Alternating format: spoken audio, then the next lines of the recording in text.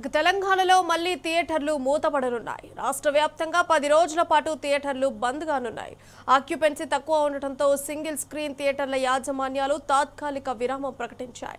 శుక్రవారం నుంచి 10 రోజుల పాటు షోలు వేయొద్దని తెలంగాణ థియేటర్స్ అసోసియేషన్ నిర్ణయం తీసుకుంది. ఎన్నికలు అలాగే ఇతర కారణాలతో ఇటీవల పెద్ద సినిమాలు రిలీజ్ కావడం లేదు. దీంతో నగరాలతో పోలిస్తే పట్టణాలు అలాగే మండలాలలో ఇది మరింత దారుణంగా ఉందంటూ తెలంగాణ థియేటర్స్ అసోసియేషన్ ఈ మేరకు నిర్ణయం తీసుకుంది.